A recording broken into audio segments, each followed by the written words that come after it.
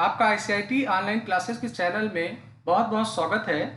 इस चैनल को बनाया गया है कंप्यूटर के office application, programming languages, web technologies, RDBMS, DAVMS, accounting के सॉफ्टवेयर को सरल हिंदी भाषा में पढ़ाने के लिए।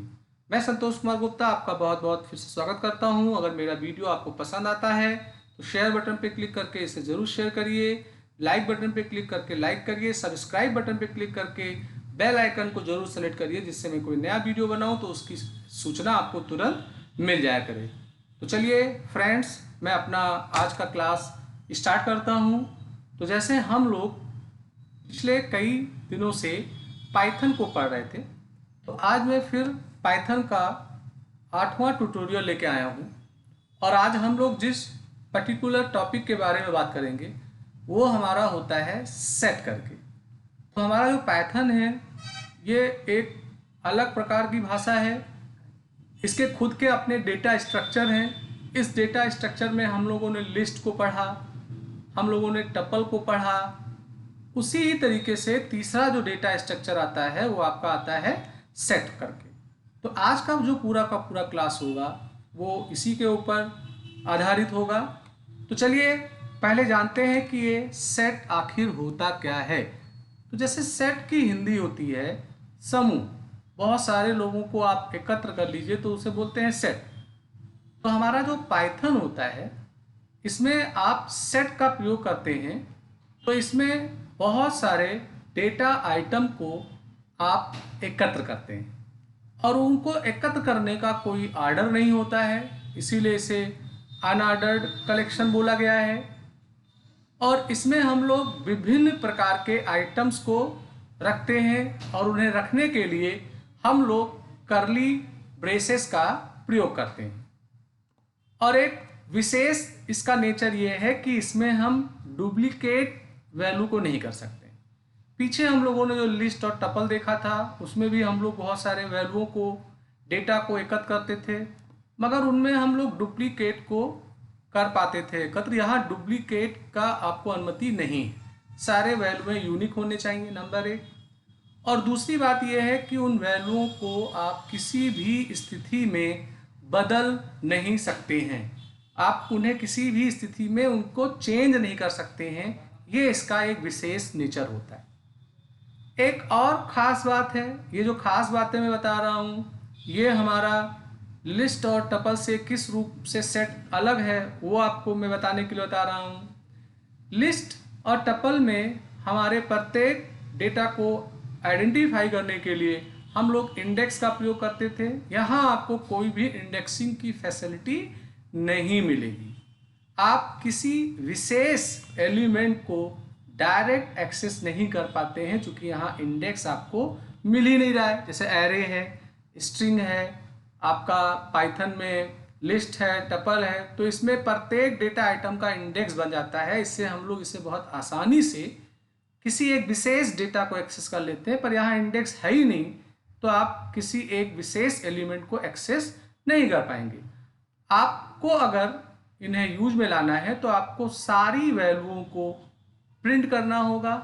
हाँ, एक काम कर सकते हैं कि लूप चला के हम उसके एलिमेंट्स को एक एक करके फैच कर सकते हैं और वहाँ पर हम कोई शर्त या कंडीशन लगाना चाहें तो हम लगा सकते हैं। तो जब आपके सामने ऐसी स्थिति आए जहाँ आपको विभिन्न प्रकार के डेटा का कलेक्शन करना हो, उन डेटा में डुप्लीकेट आपको नहीं करना हो, उन डेटा को एक दृढ़ के रूप में रखना हो, माने उसमें कोई बदलाव ना कर पाएँ, उसका इंडेक्स ना हो जिससे हम उसके एलिमेंट को एक्सेस कर पाएँ, और लूप चला के हम उनके वैल्यूओं को या प्रिंट करके सीधे उनके वैल्यूओं को हम एक्सेस कर पाएँ, तो जब ऐसी आवश्यकता हमारी होती है पाइथन में तो हम आप प्रयोग में लाते हैं सेट डेटा। तो ये हमारा पाइथन में हमारा सेट हो जाता है। अब बात आता है कि हम लोग सेट को क्रिएट कैसे करते हैं। तो देखिए, सेट को क्रिएट करने के लिए हमें अपने वैल्यूओं के बीच में सेपरेटर के रूप में कामा का प्रयोग करना होता है और कर्ली ब्रेसेस के अंदर हम वैल्यूओं को पैक करते हैं। यानी कि आप सेट का नाम लिखेंगे, फिर इक्वल लगाएंगे, फिर ओपन करेंगे कर्ली ब्रेसेस, फिर डेटा आइटम के बीच में कामा कामा लगाते हुए लास्ट में आप कर्ली ब्रेसेस को बंद कर देंगे। इसके साथ साथ अगर आपको सेट बनाना है तो यहाँ आपको दो तरीके मिलते हैं। एक तरीका है कि आप कर्ली ब्रेसेस के माध्यम से सेट बना लीजिए, या आपको एक सेट करके मेथड मिलेगा, फंक्शन मिलेगा। हम इसके मदद से भी सेट का निर्माण करने का काम करेंगे। तो चलिए लगे हाथ हम लोग इनका एक प्रयोगात्मक यूज भी देख लें कि हम इन्हें कैसे यूज करेंगे। तो सबसे पहले हम लोग बात कर रहे हैं कि सेट का निर्माण कैसे करेंगे। और सेट का निर्माण करने के लिए चूंकि दो फैसिलिटीज़ आपको मिलते हैं। एक फैसिलिटी मिलता है कि हम कर्ली ब्रेसेस के माध्यम से कर लें, और एक फैसिलिटी हमें मिलता है कि हम सेट के माध्यम से कर लें। तो फिलहाल अभी कर्ली ब्रेसेस के माध्यम से हम लोग सेट का निर्माण करेंगे। तो यह हमारा पहला एग्जाम्पल है। इसमें मैंने कोर्सेस नाम दिया है सेट का, इक्वल का निशान लगाया है, कर्ली ब्रेसेस का मतलब पैरेंथेसिस को मैंने यहाँ ओपन किया है। फिर हमारे जो भी डेटा आइटम है विभिन्न प्रकार के जिनका मैं कलेक्शन करना चाहता हूँ, वन बाय वन मैंने उनको लिखा है और उनके बीच में कामा कामा का निशान लगा के मैंने वैल्यूओं को यहाँ पे निर्धारित किया है। फिर यहाँ पे मैंने प्रिंट कमांड के जरिए सीधे सीधे अपने सेट वाले कोर्सेस को मैंने प्रिंट किया है। तो इससे क्या होगा कि सीधे जितने भी डेटा आइटम है कोर्सेस के वो प्रिंट हो जाएंगे। यहाँ मैंने टाइप एक फंक्शन है जिससे हम लोग डेटा टाइप प्रिंट करते हैं किसी आइडेंटिफायर का। तो यहाँ हम पता करने की कोशिश कर रहे हैं कि ये सेट है कि नहीं है। फिर यहाँ लूप चला के आई के जरिए लूप चला के कोर्सेस के सेट के अंदर के जो एलिमेंट हैं उन्हें एक एक करके मैं प्रिंट कराने का काम कर रहा हूँ। तो इस प्रोग्राम के माध्यम से कर्ली ब्रेसेस के माध्यम से मैंने एक सेट बनाया है।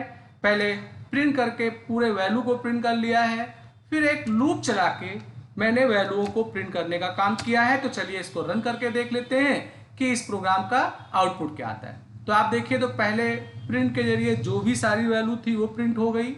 यहाँ ये टाइप फंक्शन के जरिए बता रहा है कि कोर्सेस आपका सेट डेटा स्ट्रक्चर है, और फिर लूप के माध्यम से आपके एक एक एलिमेंट प्रिंट हो रहे हैं।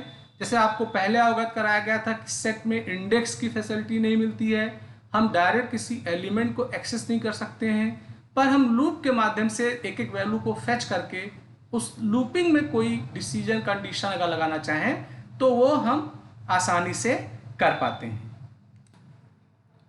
तो इस तरीके से मैंने आपको एक फर्स्ट मेथड दिखाया जिसमें आपने कर्ली ब्रेसेस के माध्यम से अपने सेट का निर्माण करके उसको प्रिंट किया। अब मैं आपके सामने एक दूसरा प्रोग्राम लेके आऊँगा। इस प्रोग्राम में मैं क्या करूँगा कि एक मेथड होता है सेट करके, तो हम सेट मेथड के माध्यम से भी अपने सेट का निर्माण कर सकते हैं। तो बातें वही पहले वाले ही प्रोग्राम के तरीके का है, बस अंतर ये है कि पहले वाले में हम लोगों ने किसी सेट मेथड का ना प्रयोग करके सीधे कर्ली ब्रेसेस में अपने आइटम्स को लिखा था, पर यहाँ पर सेट मेथड के जरिए हम लोग अपने आइटम्स को सेट में स्टोर कर रहे हैं। तो थोड़ा सिंटेक्स ये आता है कि आप सेट का नाम लिखेंगे, इक्वल लिखेंगे, सेट एक फंक्शन है वो लिखेंगे, कर्ली ब्रेसेस खोलेंगे, बड़ा ब्रैकेट खोलेंगे और इसमें कामा कामा लगा के जितने भी आइटम्स हैं उनको लिखेंगे, फिर बड़े ब्रैकेट को बंद किया, कर्ली ब्रेसेस को बंद किया। तो ये एक सेट का निर्माण हुआ और यहाँ सिंपल पूरे सेट को एक साथ प्रिंट किया गया है, उसका टाइप प्रिंट किया गया है और लूप चला के उसके वैल्यूओं को यहाँ पे प्रिंट किया जा रहा है।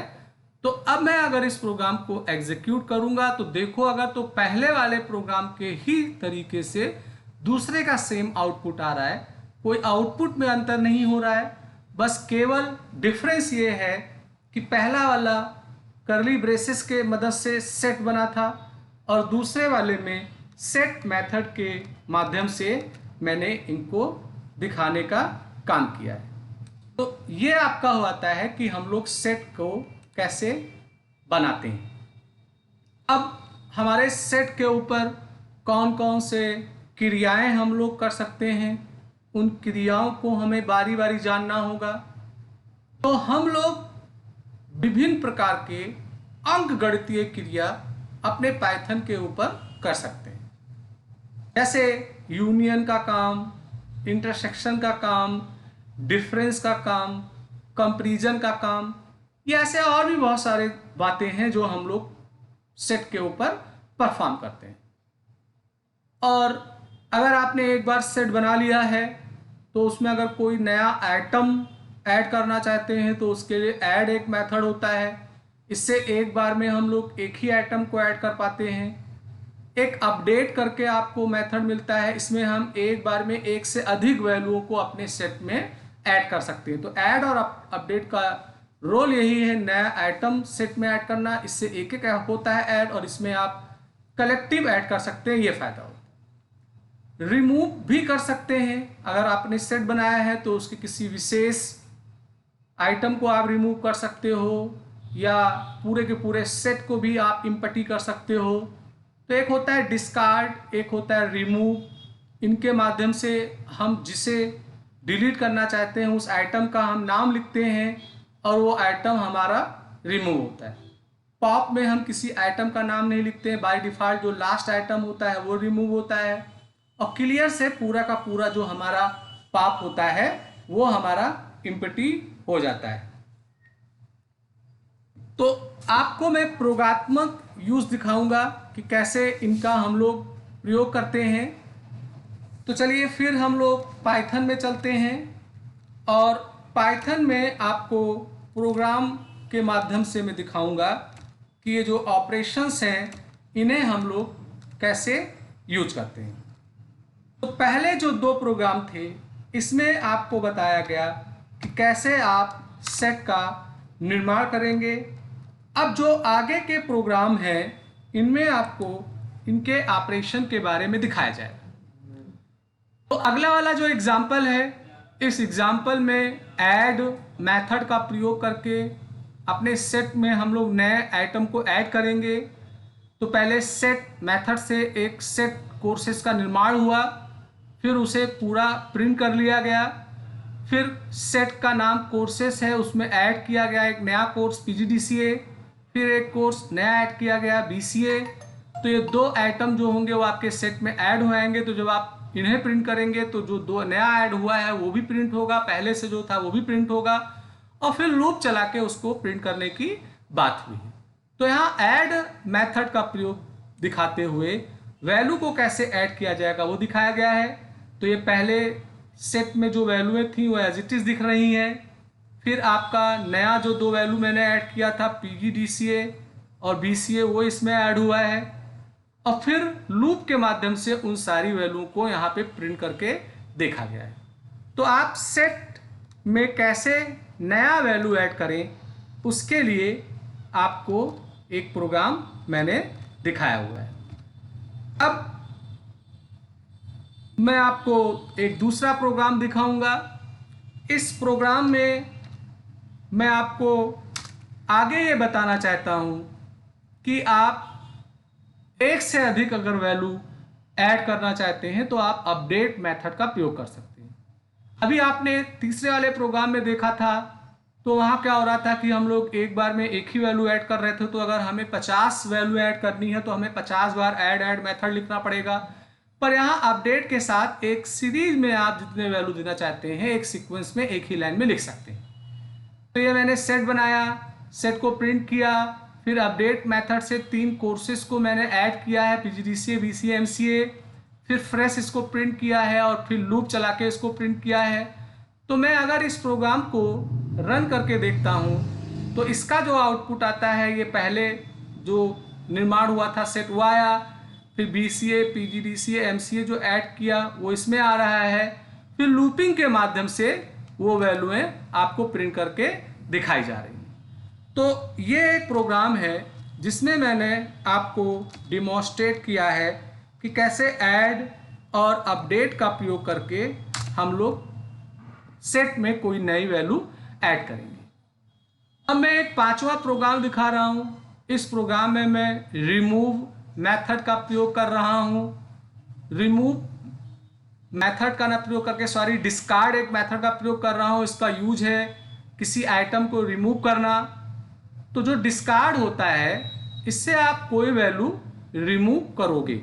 तो यहाँ मैंने सेट का निर्माण किया है, फिर सेट को प्रिंट किया है, फिर डिस्कार्ड के जरिए एक विशेष वैल्यू को मैंने सी लेवल को इसमें रिमूव किया है, फिर उसको प्रिंट किया है।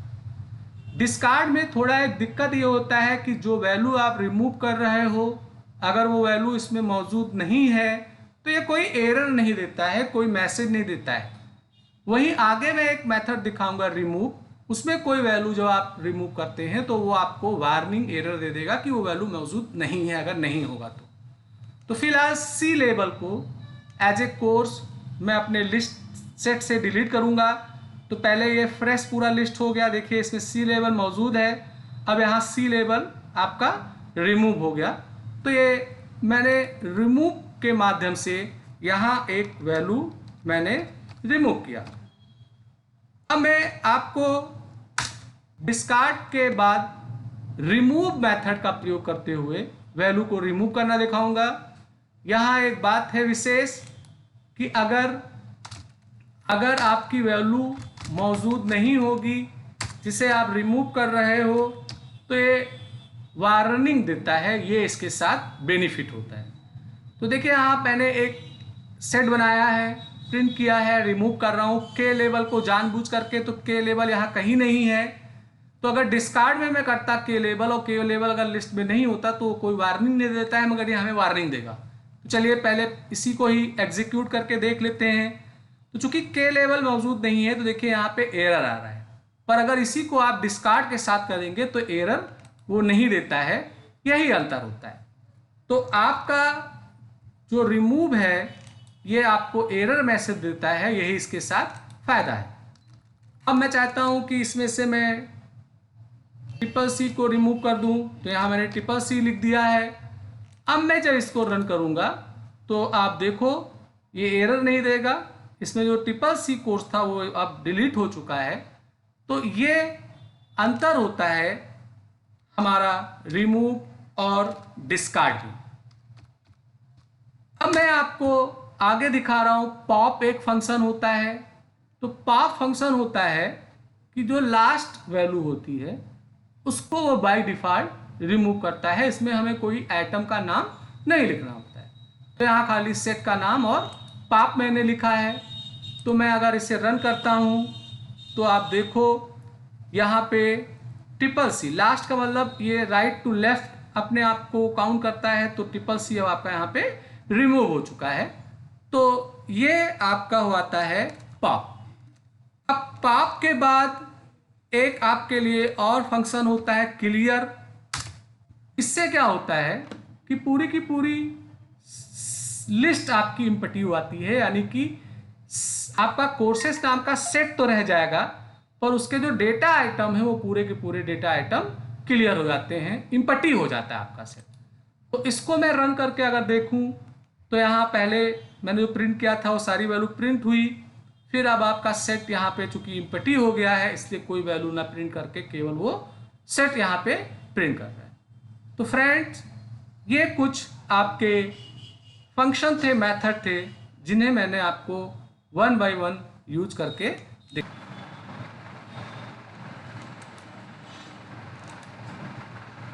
तो फ्रेंड यहाँ हम लोगों ने आपके सामने 8 प्रोग्राम को एग्जीक्यूट करके देखा।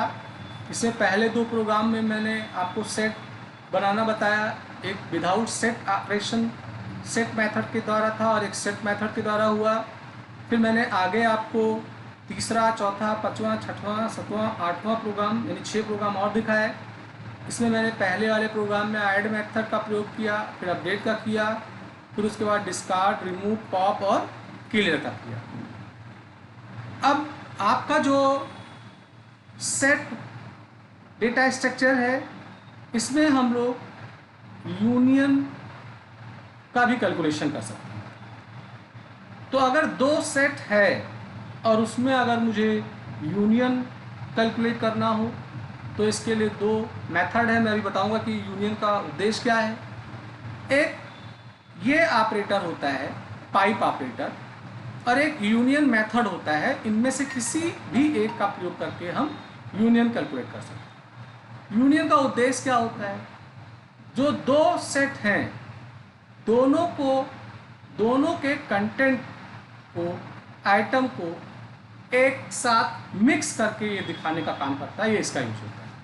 यानी कि जो आपका सेट 1 है और आपका जो सेट 2 है, उन दोनों के वैल्यूओं को कंबाइन करके एक लिस्ट बना के उसको प्रिंट करने का काम करता है। तो चलिए लगे हाथ इन दोनों प्रोग्राम को पहले एग्जीक्यूट करके देख लिया जाए, और इससे फ़ायदा होगा कि जो मैं आपको पढ़ाता जा रहा हूँ, साथ साथ में उसका प्रोग्राम भी दिखाता जा रहा हूँ, तो आपको वो ज़्यादा क्लियर हो रहा हो। तो यहाँ मैंने एक प्रोग्राम लिखा हुआ है।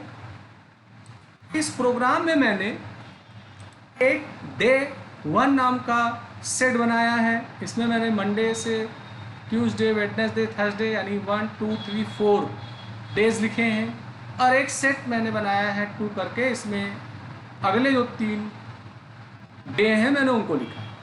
मेरा प्लानिंग ये है कि जो डे 1 है, डे 2 है, इन दोनों के आइटम को वो कंबाइन करके एक लिस्ट के रूप में प्रिंट कर दे। तो देखो यहाँ मैंने यूनियन का प्रयोग किया। तो यूनियन के लिए मैंने ये जो पाइप वाला सिंबल है, मैंने इसका इस्तेमाल किया है, और मैंने इसके साथ इसको प्रिंट किया है। तो जब आप इसको रन करके देखेंगे तो आप सिंपल दोनों का जो आउटपुट है वो एक सेट में मिक्स होके दिख जाएगा। आपका सेट 1 का भी दिख रहा है डेटा, और आपका सेट 2 का भी दिख रहा है। तो ये हमारा यूनियन का यूज़ होता है। अब इस यूनियन को वो लोग और ज़्यादा बेहतर तरीके से प्रयोग कर सकते हैं जो लोग स्टैटिक्स वगैरह के स्टूडेंट्स हैं। तो उसमें सेट थ्योरी वगैरह होता है, तो हम लोग वहाँ पर इसका इम्प्लीमेंट कर सकते हैं। फ़िलहाल मैं केवल पाइथन के नज़रिए से इसे समझा रहा हूँ कि ये कैसे यूज में आते हैं। अब आप चाहो तो वो पाइप का निशान ना लगा के आप सीधे यूनियन, एक मेथड मिलता है, आप इसके माध्यम से भी यूनियन का कैलकुलेशन कर सकते हैं। तो चीज़ वही है, पूरा का पूरा 2 सेट बनाया गया है, बस यहाँ यूनियन जो मेथड है उसके माध्यम से मैंने इनको कंबाइन किया है।